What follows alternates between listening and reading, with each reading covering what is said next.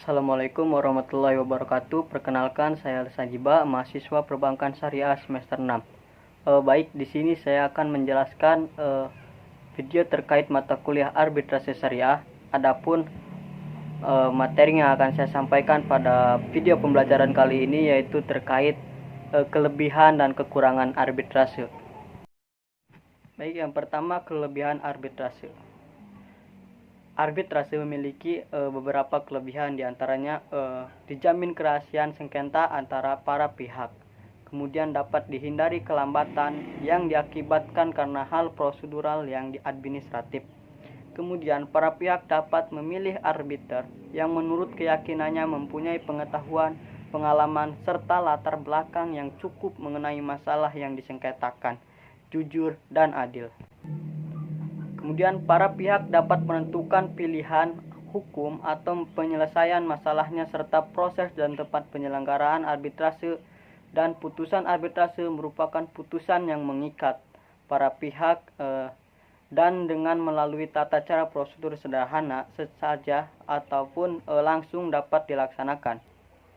Kemudian sikap arbiter atau majelis arbiter dalam menangani perkara arbitrase didasarkan pada sikap yang mengusahakan win-win solution terhadap para pihak yang bersengketa. Kemudian suatu perjanjian arbitrase klausula arbitrase tidak menjadi batal karena berakhir atau batalnya perjanjian pokok.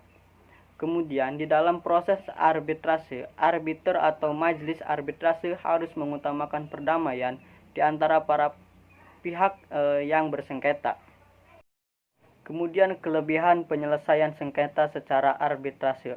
Yang pertama, pemeriksaan dilakukan secara tertutup.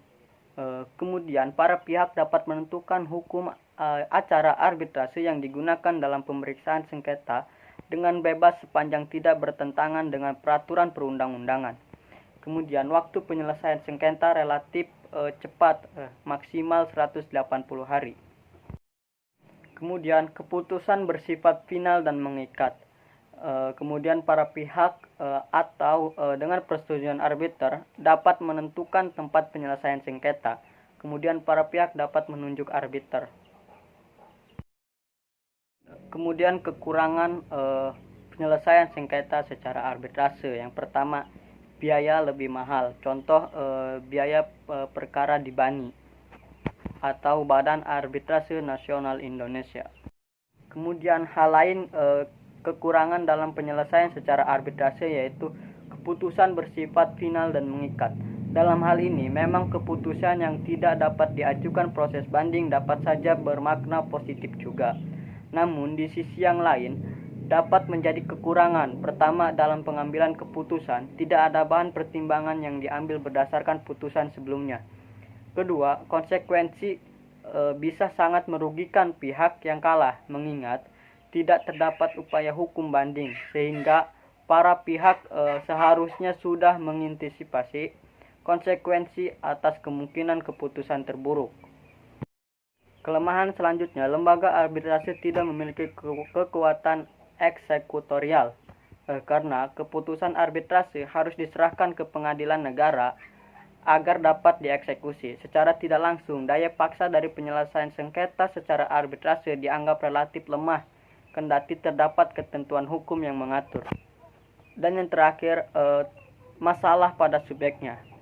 Kelemahan dari segi ini memang bukan terdapat pada aturan hukum maupun sistemnya, melainkan terdapat pada masyarakat itu sendiri, bahwa pemahaman masyarakat terhadap penyelesaian sengketa secara arbitrase memang saat ini masih kurang serta belum dikenal luas.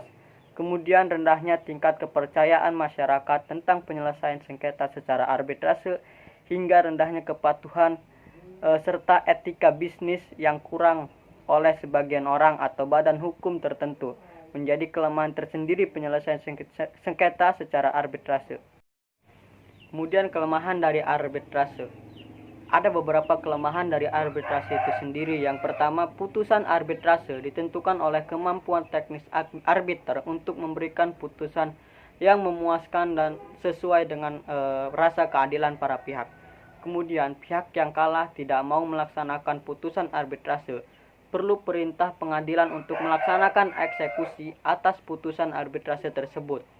Kemudian pada prakteknya, pengakuan dan pelaksanaan keputusan arbitrase asing masih menjadi hal sulit. Dan yang terakhir, pada umumnya, pihak-pihak yang bersengketa di arbitrase adalah perusahaan-perusahaan besar. Oleh karena itu, untuk mempertemukan pihak yang bersengketa dan membawanya ke badan arbitrase sangatlah tidak mudah. Mungkin hanya ini yang dapat saya sampaikan terkait materi kelebihan dan kekurangan dari arbitrase. Atas kekurangannya mohon maaf. Terima kasih. Wassalamualaikum warahmatullahi wabarakatuh.